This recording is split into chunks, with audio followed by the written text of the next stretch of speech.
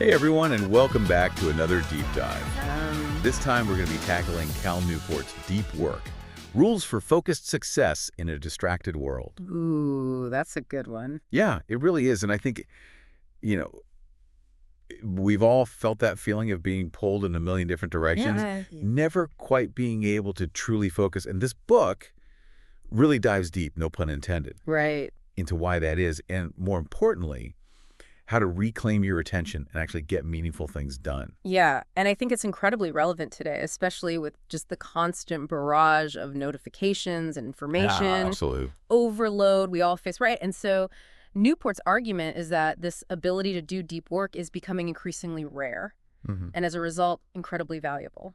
So let's start at the beginning here. What exactly is deep work? Yeah. And why does it matter so much according to Newport? So deep work is defined as the ability to focus without distraction on a cognitively demanding task. Okay. So think of it as really engaging your brain power, when you're coding a complex program or writing a research paper or designing a new product. Right. So it's not just checking emails or attending those kind of routine meetings. Right. It's about really pushing your cognitive abilities Mm-hmm. and producing something of real substance. Exactly. And Newport contrasts deep work with something he calls shallow work. Okay. And these are tasks that are more logistical, they require less mental effort, and are easily replicated. Okay. So things like replying to emails, attending those routine meetings, scrolling through social media, Right. all examples of shallow work. And he argues that deep work is becoming more valuable in our economy. Yes. Because it allows us to do two really critical things. Mm-hmm. The first being that you can master difficult things much more quickly. Yes. Think about the concept of deliberate practice, that focused, intentional effort that's aimed at improving a specific skill. Deep work is essentially the foundation for this kind of practice. Okay. And Newport even connects this to the idea of building myelin, which is a fatty substance that wraps around nerve fibers in the brain and speeds up the transmission of signals. Wow. So the more you engage in deep work, the more myelin you build, making you more efficient and effective. So it's like a positive feedback loop. Exactly. The more you do it, the better your brain gets at it. Yeah. So the more we focus on deep work, the better our brains become at learning and mastering new skills. Right. And it's not just about putting in the hours, it's about putting in the focused hours. Exactly. And the second key benefit of deep work is that it enables you to produce at an elite level. Okay. And this is especially crucial in our current information economy, where the sheer volume of content is just overwhelming. For sure. It's not enough to just produce something anymore. You need to produce something truly exceptional to stand out. This makes a lot of sense. But if deep work is so valuable, why is it so rare? You would think everyone would be clamoring to do it. That's the million-dollar question. And it's something that Newport really explores in depth. Okay. He points to a couple of key factors. One is what he calls the metric black hole of knowledge work. Okay. In many knowledge-based jobs, it's difficult to objectively measure output. That's true. It's not like a factory setting where you can easily count how many widgets someone produces in a day. Exactly. And because it's hard to measure the direct output of knowledge work, we often fall back on proxies for productivity, Okay. like how busy someone appears to be. So it becomes more about being seen as active and engaged. Right. Even if that activity isn't actually producing valuable results. Exactly. Think about those open office plans that prioritize constant collaboration and communication. While those things have their place, they can also be incredibly disruptive to deep work. Oh, for sure. The same goes for, that constant pressure to be active on social media, even if it doesn't directly relate to your core goals. It's almost like we've become addicted to busyness as a way to feel productive, even if we're not actually accomplishing anything truly meaningful. That's a great way to put it. And this kind of ties into another factor that Newport calls the rise of the technopoly. Yes. And this refers to our growing dependence on technology and the internet, which has created this culture where distraction is the norm rather than the exception. Yes. We're bombarded with notifications, updates, breaking news all the time. Yeah. It's like we're constantly being pulled away from what we're trying to focus on. Exactly. And this constant stimulation actually rewires our brains. Wow. Making it harder to concentrate for extended periods. Really? We become accustomed to instant gratification and novelty, and our ability to focus deeply suffers. So essentially, we're in a bit of a vicious cycle here. Yeah. The work we need to do requires deep focus, Yeah. but our increasingly distracting environment makes it harder and harder to achieve that focus. That's precisely the challenge that Newport addresses. Yeah. And he makes a compelling argument that it's not just about being more productive. Deep work is essential for living a fulfilling life as well. That's an interesting point. I'd love to hear more about the connection between deep work and a good life. Yeah, so Newport explores this connection from several different angles. Okay. He draws a really fascinating parallel between deep work and the kind of satisfaction found in skilled trades. Interesting. The idea of the craftsman ideal. Think about the meaning and purpose inherent in mastering a craft. The joy of creating something beautiful and functional with your own hands. Like a master woodworker meticulously crafting a piece of furniture, or a chef spending hours perfecting a recipe. Exactly. There's definitely something deeply satisfying about honing a skill and becoming really good at something. Absolutely. And Newport uses the example of Rick Furr, a master swordsmith, who finds immense satisfaction in the challenge and craftsmanship of his work. Cool. It's not just about the end product, it's about the process itself. Right. The dedication to excellence that comes with deep work. This resonates with me, in a world that often feels disposable and superficial. Yeah. There's something deeply grounding and meaningful about creating something of lasting value. Precisely. Yeah. And the value extends beyond just the tangible outcomes. Okay. Newport also delves into the neurological argument for deep work, highlighting how focusing on shallow tasks can actually lead to a brain that is dominated by stress and negativity. I can see how that would be the case. When you're constantly jumping from one task to the next, your brain never really gets a chance to settle and focus. Right. Like being in this perpetual state of mental overdrive. Exactly. And this ties into the work of Winifred Gallagher, who found that focusing on the good in life, even during difficult times, leads to a greater sense of happiness and well-being. That makes sense. So by constantly engaging in shallow tasks, we're essentially training our brains to be distracted and dissatisfied. So by choosing to focus on deeper, more meaningful work, we're not just improving our productivity, we're also improving our mental and emotional well-being. Precisely. And there's another important concept that Newport brings in the idea of flow. Okay. That feeling of being completely absorbed in an activity where time seems to fly by and you're fully immersed in the moment? Oh, absolutely. Yeah. Those are the moments where I feel my most creative and productive. Right. It's almost like being in a trance in the best possible way. Exactly. That's the essence of flow. Yeah. And Newport connects this to the research of Mihaly Csikszentmihalyi, who found that flow states are often associated with deep engagement and a sense of accomplishment. Deep work, by its very nature, is conducive to entering these flow states. That makes a lot of sense. When you're able to truly focus on something without distractions, you're much more likely to reach that state of deep engagement and flow. Right. And this ties into another layer of meaning that Newport explores the philosophical argument for deep work. Interesting. Drawing on the work of philosophers Hubert Dreyfus and Sándor Kelly, they argue that in our modern post-Enlightenment world, we're often left to determine our own meaning and purpose. Right. Which can feel overwhelming and even nihilistic. It's like we're constantly searching for meaning, but don't always know where to find it. Yeah. There's so much choice and freedom, but it can also lead to this sense of aimlessness. Exactly. And Dreyfus and Kelly suggest that finding meaning through mastering a skill, much like a craftsman, can provide a sense of purpose and order. It gives us a framework for directing our efforts and striving for excellence. So deep work, with its emphasis on mastery and craftsmanship,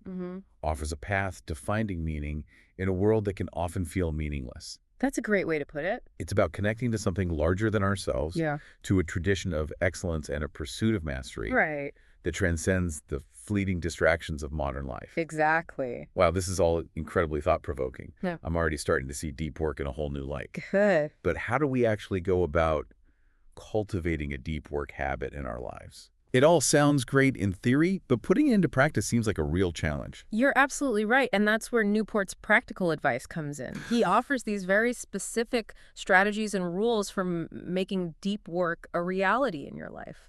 That's what I'm really interested in learning about. Yeah. So let's move on to exploring those strategies. Where do we even begin? Well, a great starting point is Newport's first rule. Work deeply. Okay. This seems obvious, but it's about much more than just setting aside time. Right. For focused work, it's about developing a deliberate and systematic approach to integrating deep work into your life. So it's not just about finding an hour here or there to focus. Right. It's about having a strategy for making deep work a regular and consistent part of your routine. Exactly. And Newport outlines a few different philosophies for scheduling deep work, each with its own set of advantages and disadvantages. All right, I'm definitely intrigued. Let's dive into those philosophies and see what they're all about. Sounds good to me. I'm happy to walk you through them, and we can help you find an approach that might work for you. All right, so we've established that deep work is this incredibly valuable skill, but our modern world makes it incredibly difficult to actually achieve. Yeah. And now we're ready to dig into some of the practical strategies that Newport offers for building a deep work habit. So let's talk about those philosophies for scheduling deep work that you mentioned. Yes. So Newport lays out 4 distinct approaches to structuring deep work into your life. Okay. The first one he calls the monastic philosophy. Monastic philosophy. That sounds pretty intense, like becoming a hermit dedicated to focused work. Well, you're not far off. Okay. This approach involves drastically reducing or even eliminating shallow obligations. Wow. To create large, uninterrupted blocks of time for deep work. So this would be more feasible for someone like a writer or a researcher. Yeah. Who can structure their work in these longer chunks. Exactly. And Newport gives the example of Neil Stephenson, a science fiction author, who fiercely guards his time and minimizes all distractions. Wow. To focus solely on writing. I can see how this approach could be incredibly effective for certain types of work. Yeah.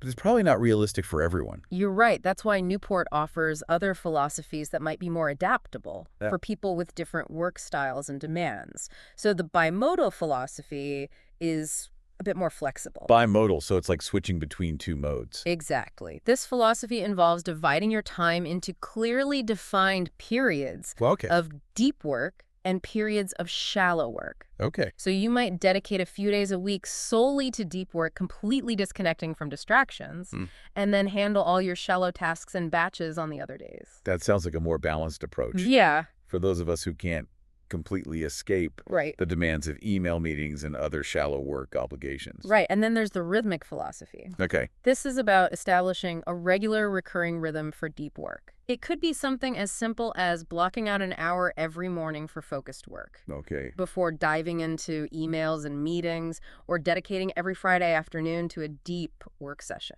This appeals to me because it emphasizes the power of habit. Yeah. It's like building a consistent workout routine. The more you do it, Absolutely. the easier it becomes to stick with it. And the final philosophy Newport discusses is the journalistic philosophy. Okay. Which involves fitting in deep work whenever you can throughout the day. Much like a journalist might snatch moments to write amidst a flurry of interviews and events. Right. He uses the example of Walter Isaacson, who wrote biographies of Steve Jobs and Albert Einstein while holding down very demanding jobs. Wow. He was known for his ability to switch into deep work mode. Impressive. At a moment's notice, using any available pocket of time to write. That sounds like the most challenging approach. It definitely does. Requiring a lot of discipline and flexibility. Yeah, it does. So the key takeaway here is that there's no one-size-fits-all approach to scheduling deep work. Right. It's about experimenting with different philosophies. Exactly. And finding what works best for your specific needs and work style. What's important is to have a strategy. Okay. To be intentional about how you structure your time. Right. To make space for deep work. Okay, that makes sense. Yeah. But even if I block out the time for deep work, I still struggle with distractions. My mind wanders. I check my phone. I get pulled into the vortex of the internet. Right. What can I do to actually stay focused during those deep work sessions? That's where Newport's second role comes in. Okay. Embrace boredom. Embrace boredom. That sounds a little counterintuitive. Isn't boredom something we're supposed to avoid at all costs? That's the common perception, but Newport argues that our constant need to fill every moment with stimulation is actually making us worse at focusing. Really? We've become so accustomed to constant entertainment and novelty that our brains struggle to tolerate even brief periods of boredom. It's like we've lost the ability to simply be with our own thoughts. Yes. Without reaching for our phones or seeking some external distraction. Precisely. And this has serious consequences for our ability ability to do deep work. Okay. We need to retrain our brains to handle boredom, Right. to resist the urge to instantly reach for a distraction whenever our minds start to wander. Okay. I'm starting to see the logic here, but how do we actually go about embracing boredom? Yeah. It's not like I can just flip a switch and suddenly enjoy being bored. It's definitely a skill that needs to be cultivated. Yeah. And Newport offers several practical strategies for doing so. Okay. One is to be more intentional about your internet use. So instead of mindlessly browsing whenever we feel like it, we should set specific times for checking email, social media, or catching up on news. Exactly. Huh. This helps to create clear boundaries between our deep work time and our shallow work time. Okay. And it allows our brains to get used to periods of disconnection Yeah. from the constant stream of information. It's like giving ourselves permission to focus without interruption, knowing that we'll have designated time later Yes. to catch up on everything else. Right. Another strategy is to take what Newport calls digital Sabbaths. So this is like a more extended version of scheduling internet use. Exactly. It involves completely disconnecting from the internet. Wow. For a predetermined period of time, it could be an evening, a whole day, or even a weekend. It sounds a bit extreme, but I can see how it would be incredibly beneficial Yeah. to completely unplug and give our brains a real break from the digital world. It's like hitting the reset button on your attention span. Right. You allow yourself to reconnect with the physical world, to engage in activities that don't involve a screen, and to simply be present in the moment. I imagine it would also help to reduce stress and anxiety, Absolutely. which are often exacerbated by our constant connection to the digital world. And then there's another technique that Newport calls productive meditation. Productive meditation. I've never heard of that before. What's the idea behind it? It involves using activities like walking, running, or even showering as opportunities to focus on a single, well-defined professional problem. So instead of letting your mind wander aimlessly or listening to music, Right. you intentionally direct your thoughts towards a specific work-related challenge. Precisely. And the key here is to resist the urge to loop over the same thoughts repeatedly.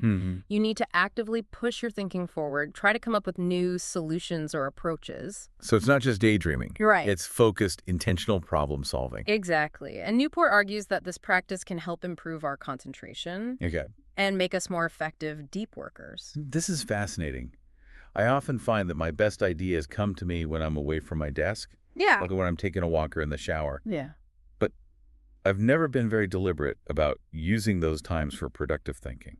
That's what productive meditation is all about. Right. It's about harnessing those moments where our minds are naturally more relaxed and open to new ideas and using them to our advantage. I'm definitely going to give this a try.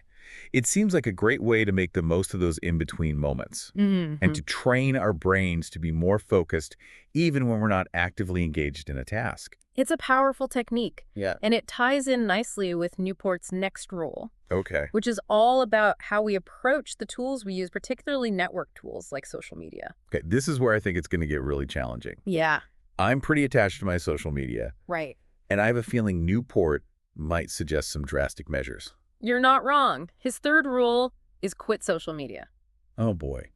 Now, he doesn't necessarily mean everyone should quit cold turkey forever, Okay.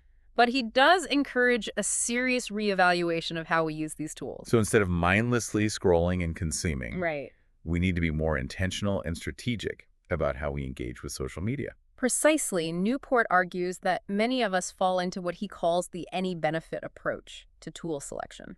We adopt any tool that offers even a slight potential benefit without really considering whether it aligns with our overall goals and priorities. That's so true. There's this pressure to be present on every platform, Yeah. to try out every new app, to constantly be in the loop, even if it doesn't really add any value to our lives. Exactly. And this leads to what Newport calls the tool creep, Okay. where we end up using far more tools than we actually need, Yeah. which just adds to the distraction and mental clutter. It's like having a toolbox overflowing with tools we rarely use, Right. but we keep them around just in case. That's a great analogy, and Newport advocates for what he calls the craftsman approach to tool selection. Okay.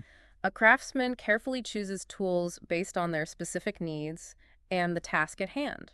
Right. They don't just accumulate tools for the sake of it. So the idea is to be more discerning about the tools we use, to choose only the ones that truly support our goals and values, and to discard the rest. Precisely. And when it comes to network tools like social media, Newport encourages us to conduct a 30-day experiment, a complete break from all social media platforms. Wow. He calls this a packing party.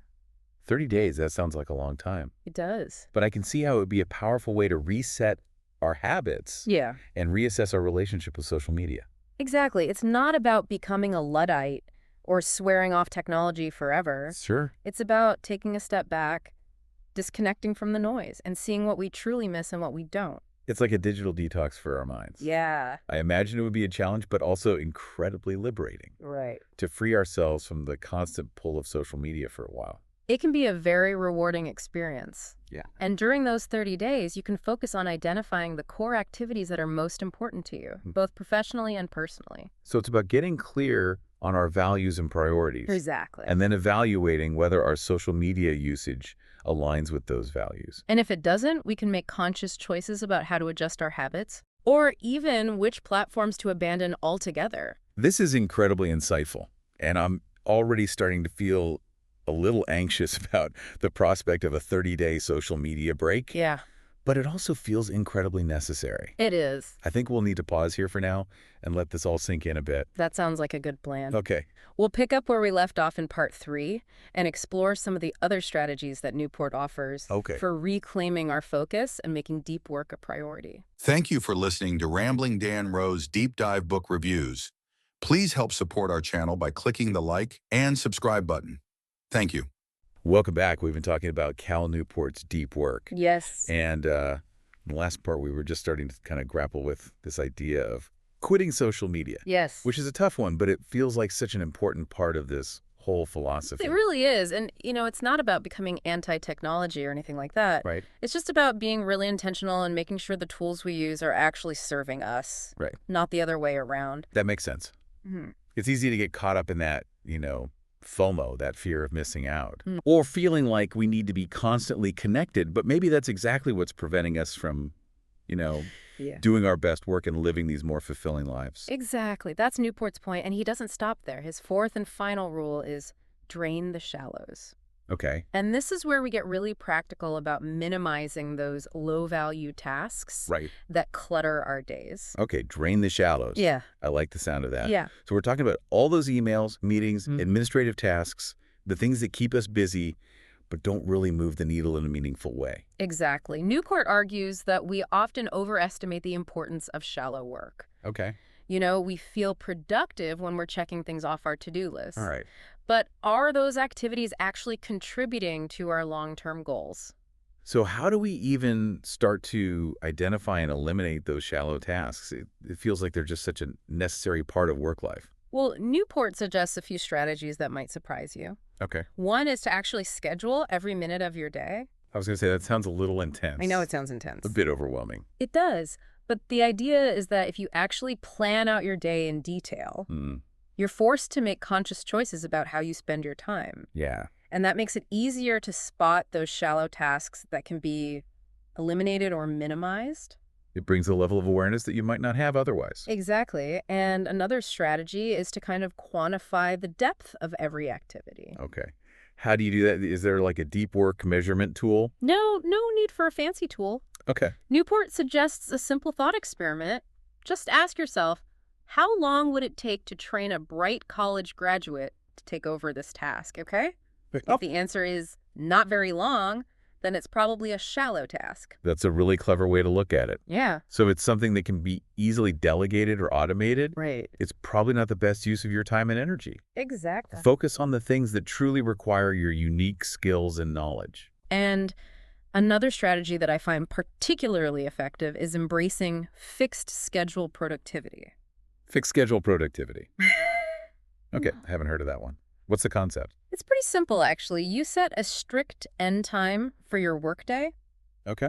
And commit to not working beyond that time. And then you work backward, figuring out how to get everything done within those set hours. So it's about creating that sense of urgency and forcing yourself to prioritize the most important tasks. Exactly. It's a way to kind of shift your mindset from, I'll work until everything is done, to I have this limited amount of time to work, so I need to use it wisely. I can see how that would be really powerful to increase productivity and focus. It's about setting boundaries and respecting your time. Absolutely. And finally, Newport offers some tips on how to become harder to reach. Now, that sounds a little extreme.